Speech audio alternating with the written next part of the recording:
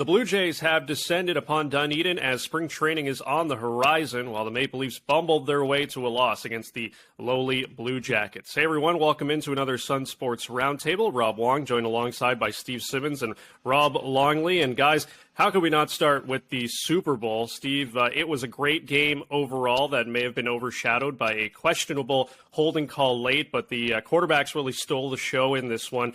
Just your overall thoughts on the Super Bowl, Patrick Mahomes, Jalen Hurts, and like I said, that dicey call at the end in the fourth quarter. We throw the term classic around way too easily and the greatest ever way too easily. But this was a classic, and it might be the greatest Super Bowl I've ever seen. The quality of play from the quarterbacks. For Jalen Hurts to lose the game running for 3 touchdowns and passing for 300 yards is unheard of. And it happened last night. It happened Sunday night. Everything at the quarterbacking position was as great as you can see it in a very different kind of way with running quarterbacks and athletic quarterbacks and lots of fun coming from them. The call at the end, I didn't think it was necessary. My son, who knows more about football than I do, thought it was a good call. The guy who held admitted afterwards that he did hold. I'm not sure the game would not have been won by Kansas City either way. It's unfortunate that a game this great comes down to a call that we're going to talk about too much today. Yeah, I agree with most of your stuff, Steve. I certainly agree that it was a classic. The game had a little bit of everything, right? It had a lot of scoring, it had drama, it had lead changes, and it had a fantastic finish. I do disagree on the call. I think that was a terrible call.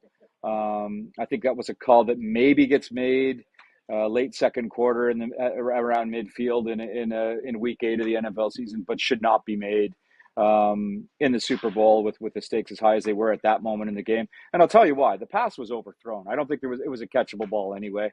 I don't think that a game should be potentially decided on a play like that. Now, having said that, I still think Kansas City wins the game. And I do agree with you, Steve, that I think too much is being made of it today. I think the broader takeaway from this should be what does this game do for the NFL and what does it do for the legacy of guys like Andy Reid and Patrick Mahomes? Nick Sirianni mentioned after the game that this was an amazing game for the National Football League. The NFL has had some struggles lately with officiating and other issues, but that was a poster child for what's good about the NFL, particularly the quarterback play, and particularly a wildly entertaining Super Bowl game from start to finish. One thing I do want to pass over, because it really was significant late in the game, and we don't think this way very often. Jerick McKinnon, the running back from the Kansas City Chiefs, has a chance to score a touchdown. And 90% of the time, that guy's going into the end zone to score the touchdown. As many times as the coaches say, don't score, let the clock run, let's work the clock here. He stops at the 1-yard line, almost sliding into the end zone.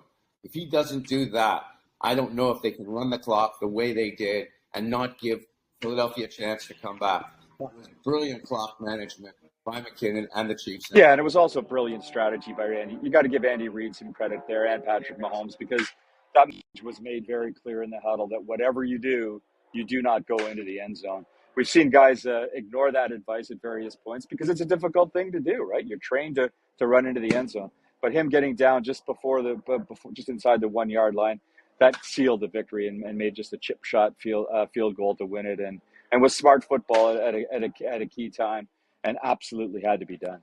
Yeah, for a guy that has taken a lot of heat for his clock management in the past, Andy Reid was able to come through in the biggest moment of the game. Meanwhile, spring training set to begin this week for the Toronto Blue Jays, and if you can't tell, Rob Longley is there in Dunedin. And last week, guys, Bo Bichette avoided arbitration with the Blue Jays, signing a 3-year deal. But beyond that, Rob, his future in Toronto still seemingly in question. True or false, Bo Bichette will be a Blue Jay after the 2025 Anybody really knows the answer to that yet, Rob, but I will say this. I think avoiding arbitration and getting this 3-year deal done, what it does do is it heightens the possibility of signing him to a long-term contract. I think if they would have gone to arbitration, and sometimes arbitration hearings can get a little bit ugly and a little bit acrimonious, I think that if they go to that stage, then perhaps there's the possibility of acrimony going forward.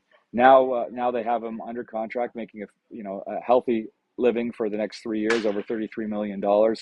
And I think a lot of it might be attached to the success that this team has. If they fulfill the expectations that have been around this team for a year and a half now, and get to the point where they can make a deep run into the playoffs, one would have to think that Bo Bichette would be a lot more willing to sign that long-term deal. So it was a pretty smart piece of business by both sides, especially from Blue Jays management, to avoid arbitration, to get him locked up for 3 years, and certainly sets the table for the possibility of getting him for much longer than that. Other than the guy cutting the grass behind Longley there. How many games are the Jays? How many games are the Jays going to win this year? How many games are they going to win next year? How many games are they going to win in the third season? What kind of playoff runs are they going to have? Are they going to tap out like they've done the last couple of years? And I think that is going to be maybe the largest factor because, as Rob knows, I think Bo Bichette, maybe more than any player they have, is built to win and geared to winning, and everything about him is winning games. I don't think he cares that much about personal stats and all those kind of things, but he really does, like George Springer, cares deeply about winning. And I think if the Jays don't have 1 year in the next 3 in which they look like they have a chance to win something or play for something or get to the American League Championship Series or something, then I can see Bichette moving on. And what you know right now is the price of the Carlos Correas and the price of the other guys that play his position in the major leagues and hit the way he does is about $30 million a season. So he knows what's coming in 3 years if he continues to play like he has. But does he want to stay in Toronto? I think will depend on how the Blue Jays perform on the field. Steve, I think there is a recognition from the front office of the potential of Bo Bichette as well, and they certainly recognize that he wants to be a winner because he's a very driven athlete. And I think there's also a recognition from General Manager Ross Atkins that the career arc on Bo Bichette is really just getting moving. It's easy to criticize him for the errors that he makes at shortstop, but if you look at the way that he plays the position, he's learned a lot in a year and a half. And I'm around this team a lot, and there are a few that work harder than Bo Bichette at his position, and I would expect that he would continue to improve defensively, and that he's committed to being one of the elite shortstops in the game. And really, given his age, he's well on his way to that status. And finally, Steve, the Maple Leafs lost to last place Columbus on Saturday night at home ice. Are you reading anything into another loss against an inferior opponent, or do these type of things just happen on a daily basis around sports? This is a question best answered in April.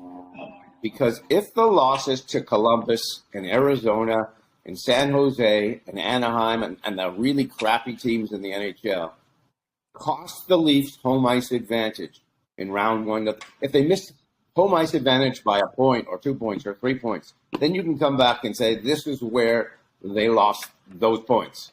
And if they lose a home ice advantage against Tampa because they lost to Columbus or any of those games, then these are horrible defeats. If it doesn't factor in April, then they're not. But Leaf management have to be so concerned right now because Tampa is getting too close to the Leafs and they're letting too many points get away that don't need to be getting away that easily. I agree. It seems to be that, the media, us in the media and the fan base especially, seems to be, their attitude towards this season is, okay, let's see what you can do in April.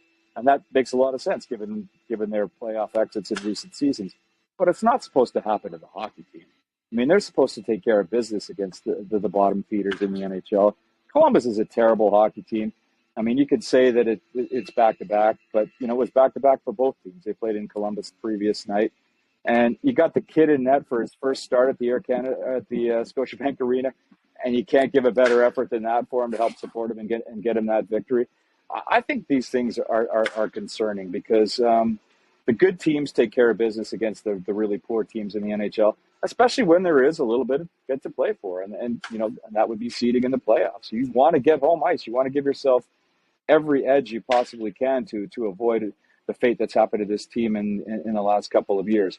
Does it mean that they're not capable of beating the good teams? No, but you want to show more consistency, and you want to take advantage of situations like this. And time again, too often, the Toronto Maple Leafs don't do that.